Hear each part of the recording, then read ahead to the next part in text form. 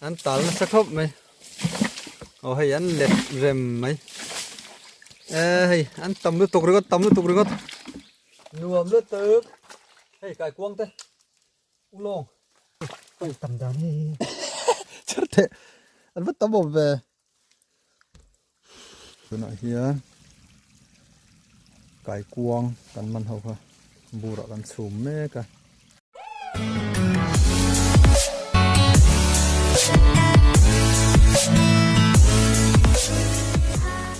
vô in chu tùy thể căng hắn tum le hay cái chuyện pa này hiền vai ram lắm ạ tùy thể căng turin kan han bay chok do na nia tu na hiền kan pan phei me ka vai ram lam tu na kan om na hi chu mi zo ram om chung ala nia hay kan bula hiền dil lian tawk mai oma hay hi mi zo pa ta vek kala nia yang lai jong jong tu na kan kal pe na o mi zo pa ta vek nia kan kal zela mai lo tia ni asam ram kan lu do na thế nó phải làm con chơi không sao tuổi cho ngon cái sắp chung nhá nó phải của ngon nhá cái bây giờ rồi lại thì mình dâu táo cái là gì này đây là của bọn mình dâu táo là gì ok lại của bọn ở kia trang rồi mà chơi chơi mình dâu rồi đã xong gần gì nè gần cân dễ là ngó xong ram cân lũ về lại cân gần tỷ lăng lại đòn nha ở đây tôi đã hiến xong ram cân lũ trép to hay tôi nó cũng sầu hi của bà huồn cần rõ mấy khi mình dâu ba tá là nhỉ thế thì là vậy hiền anh nhìn ria sam ram cần đốt chết to này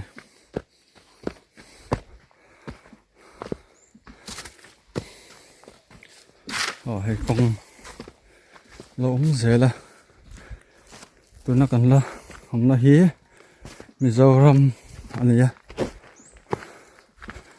tôi nói hiền thì hiền là sam ram gần lụt chia vai in bạc hạt lâu lòng to thì khi sam ram gần lụt in mắt sabir lòng cho nhẹ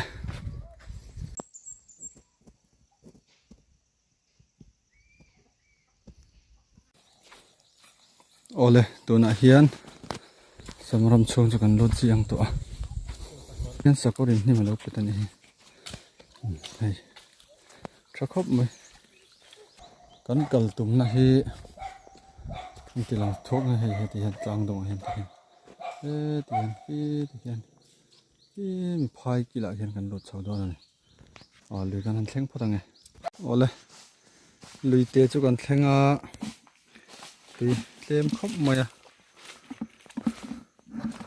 thế nó tụt tắc khi cần nó không mấy bị rồi thal to tùy hi tấm thầy to đó nên là li lai thả cần mũ pieng khát hiền cần thể thủy này nên cần câu dễ lăng li tế cần dọ sầu dễ lăng li thả cần mũ về lại rồi tê lăng lại đòn nha ole tôi nói hiền là muốn cần xanh to cần dọ thuy ngần ngật khóc mẹ mong lắm mà đâu tế xì tôi nói hiền li khát cho cần hẳn muốn nghe chứ anh nộp ông rèn khóc mày lại hi om lậu tu cần sẽ là vợ lại li hi nghe cần thể đón cần nó sẽ là vợ khi mình chắc lắm bằng khi li khát cho ông bao chuyện bạc hiền anh về là ông đón nghe đón ông phải cho cần sẽ là vợ lại li hi cần hẳn thể ris đó nè vai hồi mau lâu sao tao nộp nộp khóc mày chẳng nộp về lại nên ông không thấy gì đâu vậy ôi mình sẽ lại tới sao xem khóc mày đi chọc tới bỏ chỉ là chân đi ôm mà hẳn em mẹ cả sáng hôm về em ôm bằng ngô khơi lại trong cái căn thèm lại nghe lại thèm nó sai là trâu liên hệ tới cho con là thèm hàng chú cần chuộc cái ya con cần thăng ra box ya liên hệ về cho con thèm hàng cần từng hay liên hệ liền về hàng rừng khốp mà số làm tiền sổ cần rừng đâu vậy làm thèm trên đo này ta thành bột sậy cho này đây ta thành thèm chân mẹ cả từ khi anh là tắm khộp mày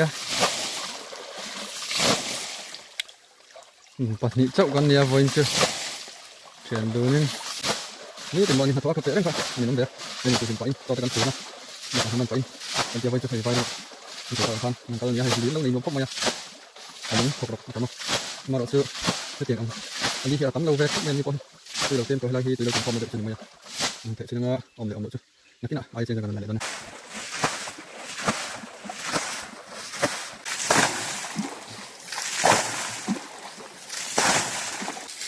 rin ain hay kan hupur ang ain kan thể căng chắc à tụi này là căng trép tụi với tôi thấy liền đấy kan này liền kan đầu tiên nó kan lâu thể chuông nó sẽ tọt mấy đâu nè tí làm kia lại thiên người cầm đâu vắngนี่มีการทำตัวก็ทำเสียอะไรก็มันชั่วมันใส่ตังกันผูกเอาไว้นั่นเถอะกังสัก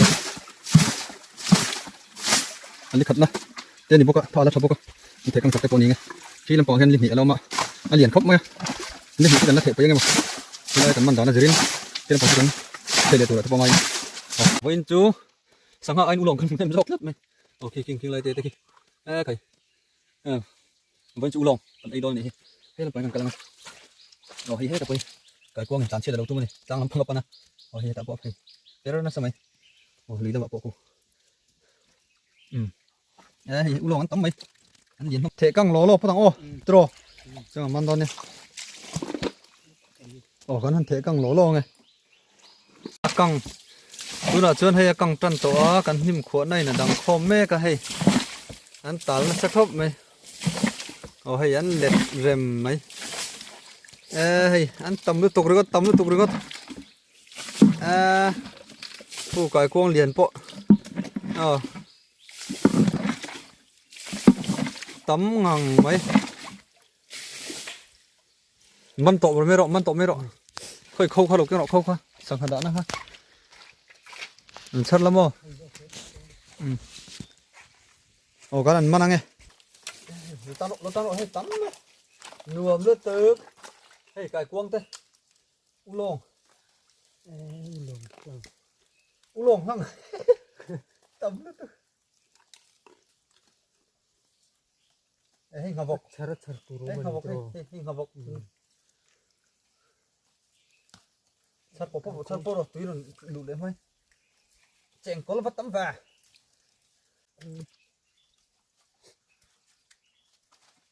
đi khẩn nọ hiền cần năm cho đón không mày cái con liền thấy khóc mày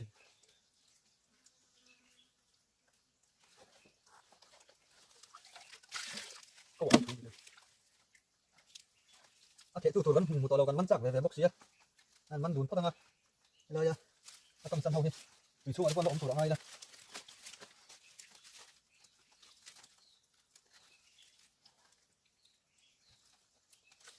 hay có lên để nó xa cái con liền này là công tác cần phải tăng nữa rồi thế đâu mà thế không đâu mà hay con học ở đây đủ liền đấy liền rồi ôi luôn đấy hay cái quang liền liền chát hay cái quang nhiệt tình rồi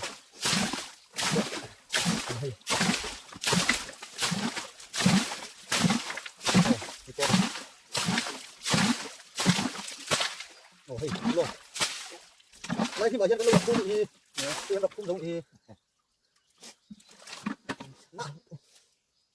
đây đúng ông xuống ông có con lái không chứ nữa dùng nó cái nông mình rồi có nhiều con thì ăn ông lỗ rất mỏng là rất rồi cả hai túi rồi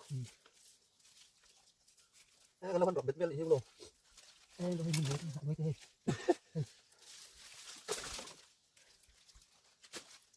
có nhà rồi lấy chưa đập mấy ông trên con quấy lấy là ai thấy thua không rồi mà sẽ không đấy là tạo cột lưới là số nó có con nhá nó có gì để các con nó bao được số không trên con tắm mày hết tao bây giờ cắt số cái con khăn tắm lại mỗi em thật chứ đâu mà trên con hít phải đứng tiêm lòng không phải ăn gần đủ đâu rồi tắm thâu xia hết tao còn số đấy dùng đây là mình tắm nọ đôi ăn tôm đi ăn mà đủ độ về hay bỏ ăn lâu đủ ôi tất sao nó độ nó có tiếng chuông không tắm gì nó tí không phải lấy hết tiếp thì là mình đi thôi đi cả tại tiền ra thì cần ăn chuôn lên tí nào đi cho nó tóc mèn chuông rồi anh biết tiền đấy bắt ổn đấy không cái gì thì không ta chúng không lủng tất cả Thì thôi đúng không? Một bước không có lông là vẫn chưa là cần bắt cất về. Mình thấy đâu nha mình xem. Có đâu em vai đâu nha. Mình cần thân lâu xin lâu thì mình làm. Hầu được. Ôi. Dâu này đây là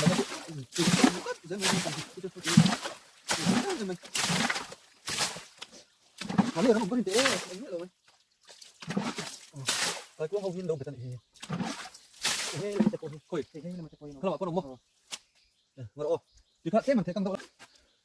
Thế thì cần mần chưa nhỉ? Đây đang cần mần thêm lứt tục. Mà sẽ là 5 mần dầu đâu nhỉ? Đúng rồi. Ồ. Cô đang hoàn phải tệ đấy. Ồ. Mà sẽ tùy thoát. Tí đó bằng cắt mấy em. Cắt to không? Đây là yên rồi em tệ hay. Ê heo. Khôi. Khai rồi hay. Anh liền đấy. Anh lẩu tôm mà đi vô. Yên rồi hay.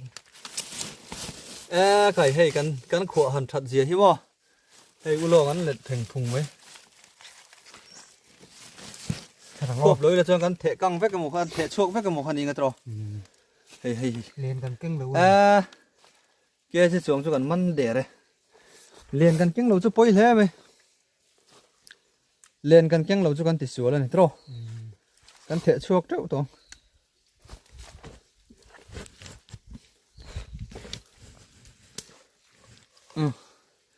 Măn lẽ phất mây rồi.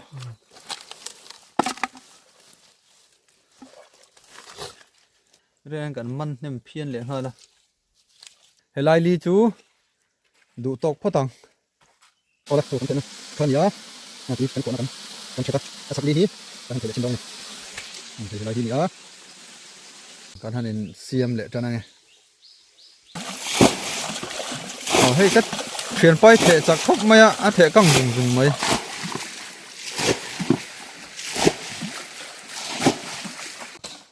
Ô là. Liền cần kén lỡ với cho con buồi khóc mày hay.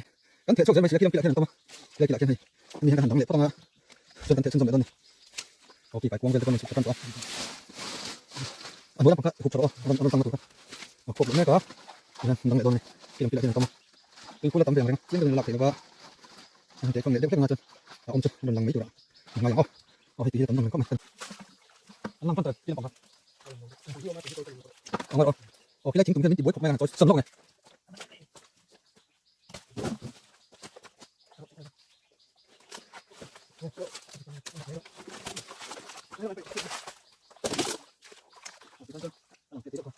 Đây về. Đó, thế.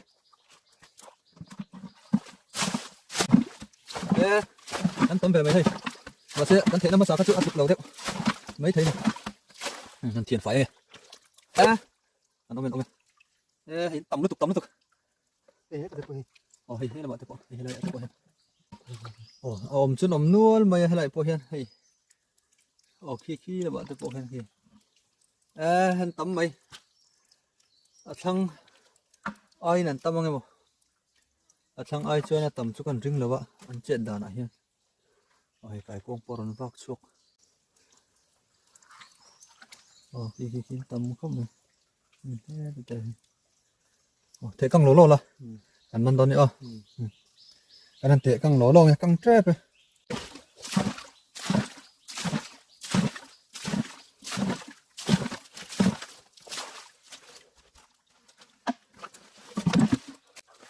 Không vô lại con sụp lá.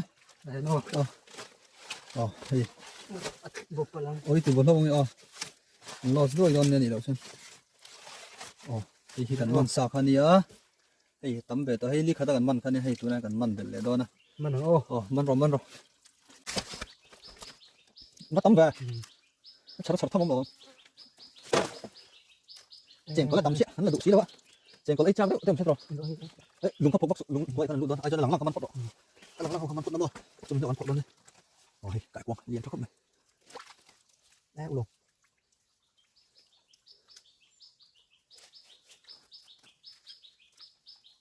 Đây lùng co là cái con này đủ này.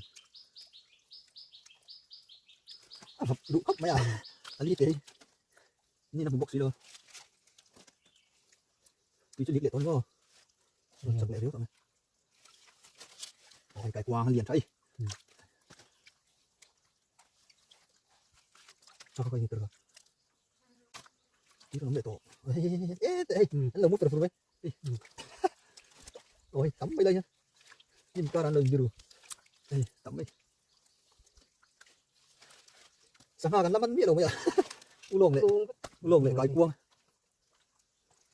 chẳng có lắm chỗ đồ sẽ uống thế mình thấy chó không này vậy mày không để thêm cho con hoài nhỉ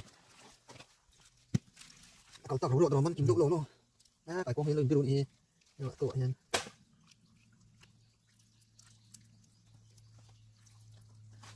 cái cuông vợ ăn té bắt đầu hay đúng Thôi đấy là một chuyện.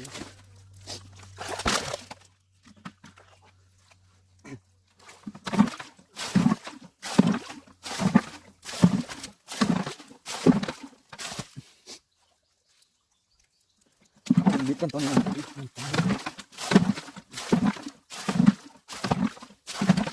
đi qua cái con này cứ đâu hay thở rồi Quên rồi. cần đạn hiện khát này ăn cái chuột thì tỏ rất mấy Nó nghe đang cái mà cái tỏ con tùy các thể con ngay tỏ nó đâu tuy nhiên là hiện cốp đâu mà nhưng mà cái ăn xuống người dân xong đạn nó tụt đắng cắn đầu cái lầu chưa quay thế mày cái chỉ dạo dạo hay cần bắn cần đứng lầu à vì cả riêng anh vẫn chưa hay cần đọ tiếng nhưng chắc vẫn là thể hiện hay là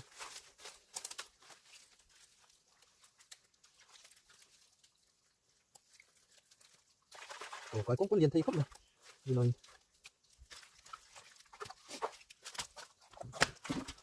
cái cuông mới cắn lông này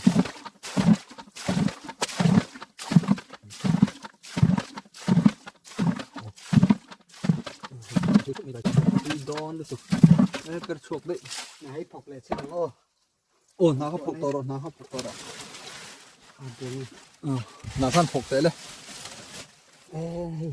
nó mọc ô sao rồi như thế cái cuông liền coi cái đồ hay tầm đó đi chắc thế anh vứt tấm bột về cái cuông liền khác hẳn sổ rồi lại hiện camera lại hiện tuy đón liên tục làm từ chỗ để khát tổ liên tục sang hạt nó cần kiêng tê để uống hết cái này với anh chưa nên anh cần lộ tiếng rượu xia nọ thế cả nọ mấy cái lồng cái gì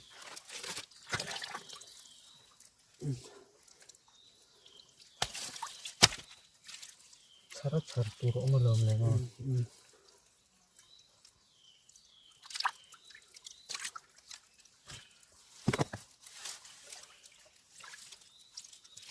anh lên gì vẫn liền về hay chú hey tuy đón được tục yên cái cuống hộp có chỗ ôi tội lụt nói về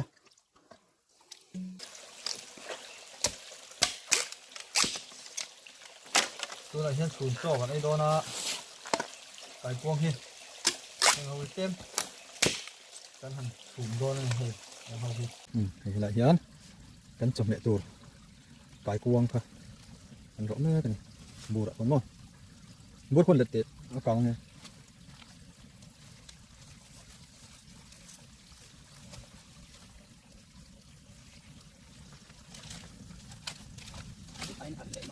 nguồn khóc mấy hộp tổ có mấy lung cọ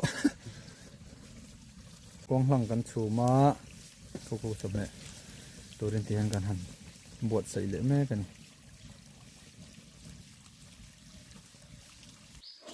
tôi đangกันchơi nữa tôi đọกันtéกันเสียมาให้ไม่จงเห็นหน้าให้กันพังอ่ะส่วนจอกันไอ้ดอนเนี่ย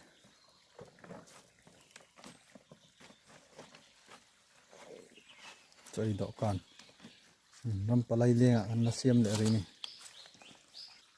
ส่วนจอกันไอ้ต่อดอนะไอ้ไก่กวาง